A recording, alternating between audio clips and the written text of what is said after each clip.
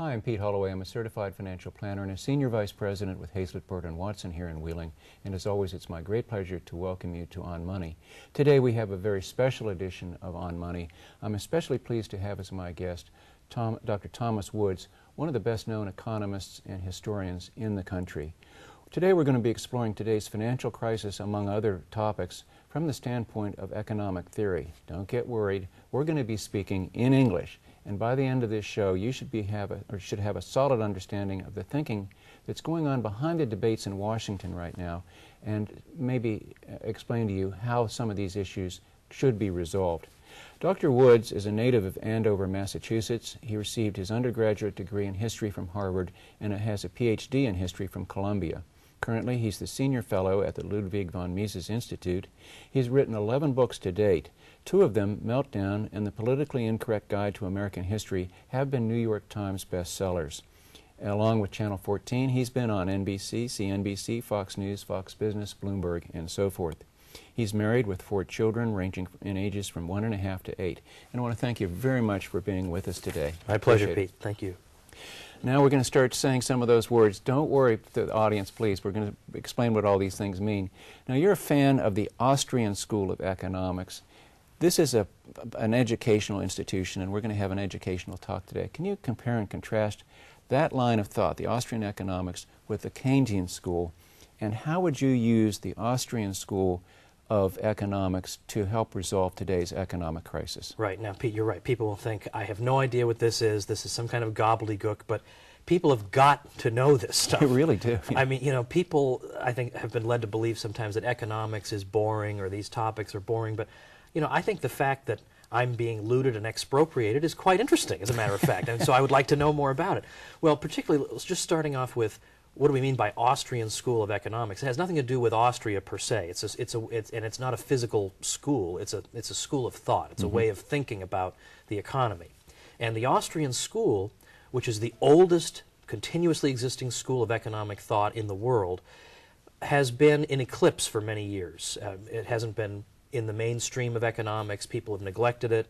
One of its economists won the Nobel Prize in 1974, but really it's been on the outs with the profession. But then this financial crisis hit in 2008 in particular, and suddenly there's a rebirth of interest in the Austrian school because so many Austrian economists had predicted that this would happen. They predicted the contours of it to a T, and people began to wonder, how did these people know? What kind of intellectual apparatus did they have that allowed them to see something that so many economists, thousands and thousands, totally missed? So we contrast the Austrians, first of all, though, with the so-called the Keynesians. They follow an economist named John Maynard Keynes. Now, Keynes is probably the most significant economist of the past 200 years. I don't mean he's the best, but I mean he's the most influential. He has had so much influence on the way governments have carried out economic policy. And so anytime you hear something like, we need fiscal stimulus to jumpstart the economy. Now, fiscal stimulus. That means, like for example, with the Obama stimulus, there are other examples of stimulus. QE2 when we spend, that's monetary push stimulus. a lot of money in. Fiscal stimulus would be when the government just spends much more money than it had been previously spending. So a lot of times it'll borrow a lot of money so that it can spend a lot. And the idea is that the additional spending, the Keynesians tend to think of the economy as just a lot of spending. So spending slows down, we get to rev spending back up again. Now, of course, you can't do justice to these schools, you know, just a short answer. But when you hear this kind of analysis, that the economy sort of on its own tends toward unemployment or underemployment of resources, and we need managers, you know, to manage the economy with stimulus, or for example, the Keynesian model used to be that if inflation, that is, if prices are going up, then we want to pull money and spending out of the economy to tamp that down. If unemployment is going up, we want to pour money and spending into the economy to bring that down. But what began to happen in the early 70s was we had both simultaneously. We had inflation up and unemployment up. So what was the Keynesian going to do? Was he going to pump money in and take it out at the same time? So pretty intellectually they were finished in the 70s. But there has been a huge revival in this way of thinking in the past few years, and the great rival of the Keynesians is the Austrian school. And the Austrian answer to the Keynesians is that these boom and bust cycles that we have to endure, where we're doing great and then everybody's in the toilet and then we're doing great, this is not a natural feature of the market economy. This is caused by various interventions into the economy. And so further interventions are not going to cure what the initial ones caused. What the economy needs instead is breathing room to liquidate bad investments, to start again afresh, to build on sound foundations again for the future, not just a whole lot of arbitrary government spending. And I'll just note, finally, that during World War II, there were a lot of Keynesian economists in the U.S. who predicted that when the government inevitably cut back spending when the war ended, because obviously when the people are going to be demobilized, they're going to be spending less money on the army and so forth, that this would lead to a terrible depression because spending would be reduced. And the Austrians said, no, this won't lead to a depression at all. The price system and wages will adjust and we'll integrate everybody into a civilian economy and it'll be fine. The market will adjust to this. It'll be fine.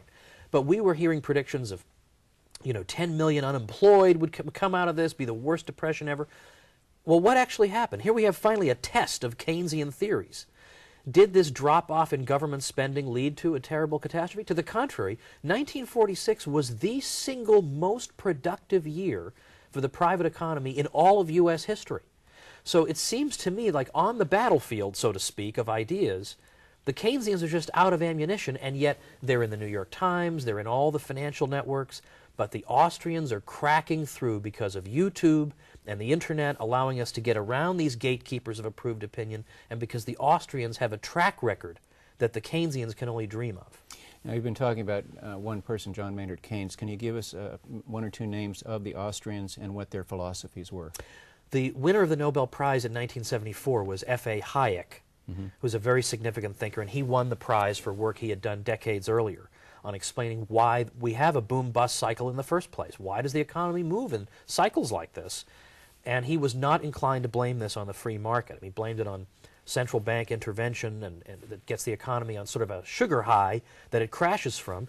And his contemporary Ludwig von Mises, after which the institute I am associated with, the Ludwig von Mises Institute, is named, was perhaps the greatest. I mean, I would say Ludwig von Mises, F.A. Hayek, and Murray Rothbard are probably the three most accomplished Austrian economists. And Mises had, what a life this guy led. I mean, of course, he lives in Austria for some time. He's in the Chamber of Commerce. He gets a position teaching in Switzerland. And then, as the 1930s wear on, he realizes, okay, I'm a Jewish man teaching free market economics in increasingly Nazi-dominated Europe. This is not looking good. Because obviously Hitler, although you hear people on the left who can't make distinctions, they think Hitler supported capitalism. Well, Mises is talking about real, genuine private property capitalism, the international division of labor. Hitler's talking about imperialism and autarky. This is the opposite. So Mises finally thought, this is not a hospitable place for me. And in fact, his library was confiscated, his papers were taken. We only found them decades later, scattered around the world. Mises and his wife fled they went through France to Spain and then Portugal to get to the U.S. in 1940, almost empty-handed at age 59. And you would think, well, this guy's career is over. That's it for him.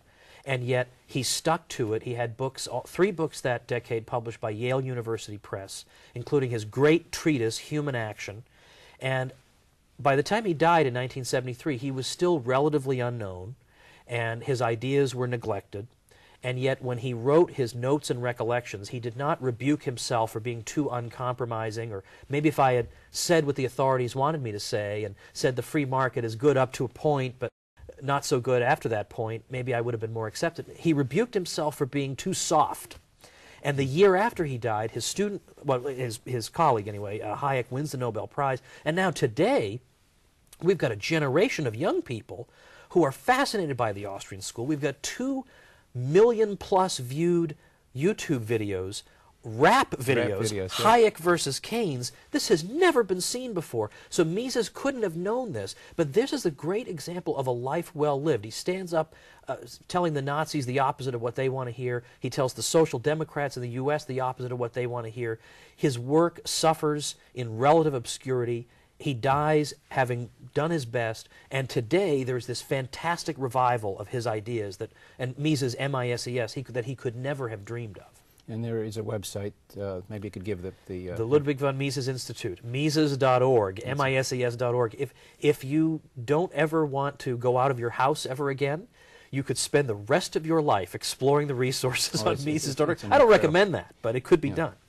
Now, let's get to reality. How would the Austrian School of Economics handle today's crisis? What kinds of things would they do now, and what might they have done in, say, 2008? Well, the first thing they want to do is figure out what the causes were. And this may seem obvious, but I recall Paul Krugman, who's sort of the house Keynesian at the New York Times, and a Nobel Prize winner. So unfortunately, Hayek's prize has now been watered down. But I remember Krugman actually saying, a lot of people are talking about what the causes were, and, to heck with that. Let's deal with what to do about it. But the Austrian position would be you can't know what to do about it unless you know what the causes are. Mm-hmm. So the Austrians begin with that.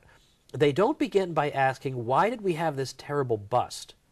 Where housing prices fell and foreclosures were up and people's stock portfolios were decimated. The question they first ask is, why did we have a boom to start with? Was this a really sound boom? Was the prosperity real and enduring and built on a sound foundation? Or was it phony?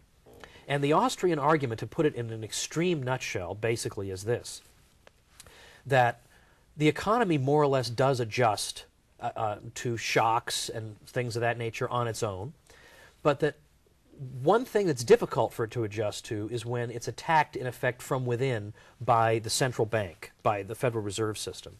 And the argument is that when the Fed intervenes, and a lot of people don't even know what the Federal Reserve System is, but you've got to understand this.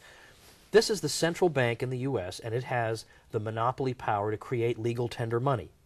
And it uses this power, we're told, to fine-tune the economy, to make sure that it doesn't overheat or that it doesn't slow down too much. It's supposed to maximize output, maximize employment, minimize price inflation, and all these things. Now, I argue that its record on this has not been so hot. That's a separate issue.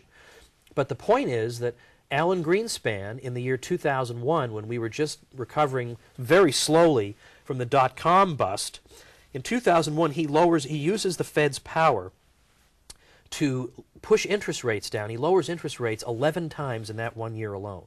And that seems great, right? We think, well, low interest rate, who could be against that?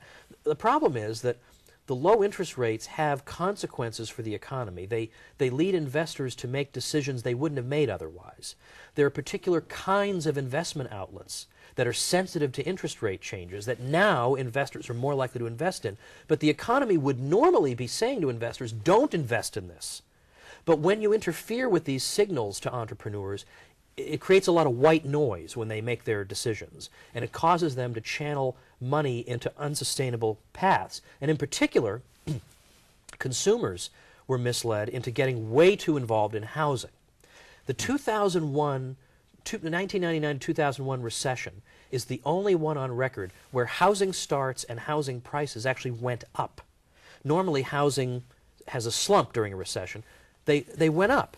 And this is because, well, instead of allowing the economy to correct, maybe we'd been too invested in housing, you keep pushing those interest rates down. Instead of letting interest rates serve as a brake, say, no, stop, you're doing too much. You shouldn't be quitting your job, buying 5 investment properties on an interest-only loan, and just sitting there waiting to get rich. There's something wrong about that. That's not sane.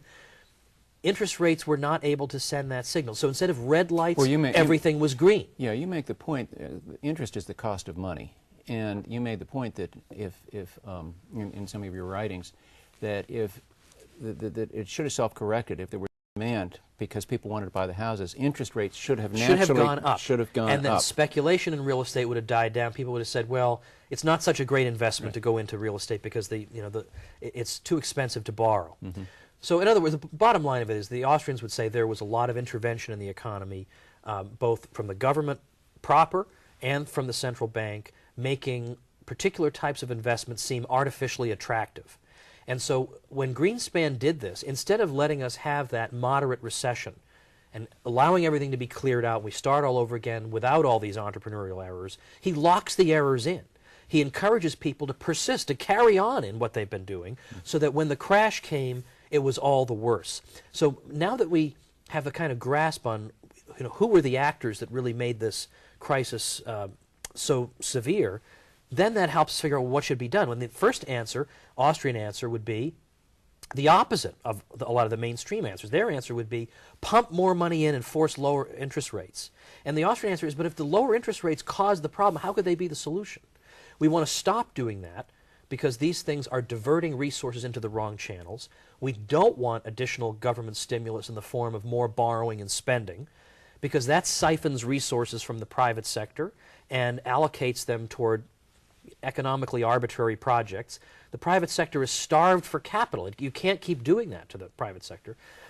Basically what we want to do is see the opposite done, is have as much turned back over into the hands of the private sector as possible, so that private entrepreneurs using the price system can help us recover. Because sometimes people say, you Austrians think we shouldn't do anything. But it depends on who's we. They shouldn't do anything, the politicians, but we have a lot of work to do. Entrepreneurs have to figure out which sectors of the economy are bubble sectors that need to be reduced, and which are sectors that have been starved for resources and need to be expanded. And there's no non-arbitrary way for a politician to know that. Only an entrepreneur risking his own capital, responding to prices, can know what needs to be done. That's what needs to occur right now. Okay. Now, let's go back historically again to the Great Depression of 1920. As Pete, you mean 1930, don't you? There was a depression in 1920. Why haven't we heard about it? And what happened that we didn't? I mean, there was a depression. How come it wasn't a big issue like the depression of the 30s? Well, this is one of these interesting lost episodes from history that's now being recovered. The so-called depression of 1920 to 21. This is an episode, you're right, nobody's ever heard of this. They all think of the Great Depression of 29 and 30. Well, what's going on here? Well, in 1920 we had double-digit unemployment. We had industrial production figures way down. I mean, just every statistic you can imagine was just heading downward. And what's interesting about it is the government response, because first it was Woodrow Wilson.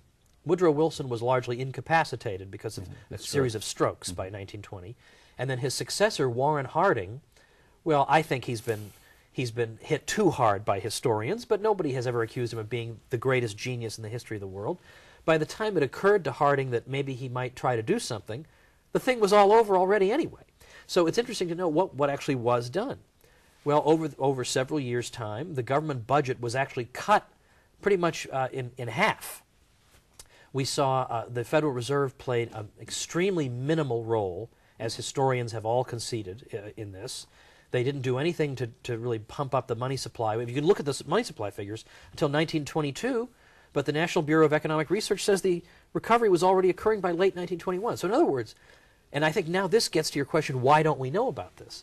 Here we have a severe downturn that is corrected with basically no government intervention at all in roughly a year. And then within 2 years, they're setting production records once again. Everybody's doing great. Well, when the government wants us to learn the lessons of history always turn out to be that we would be a bunch of pathetic, stupid rubes without the government managing the economy.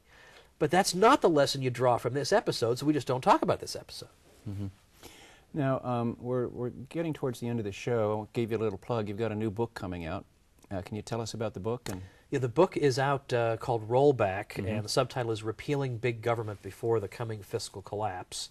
And I'll give you the 10% to 90% version. The 10% of the book is, here's the impossible fiscal crisis we're facing, with the entitlement programs being underfunded by an amount twice the GDP of the whole world. That's got to be faced. But the 90% of the book is not about the budget. The 90% of the book is just saying this, that given that we have to cut back, it's unavoidable, absolutely unavoidable. The funds will not be there.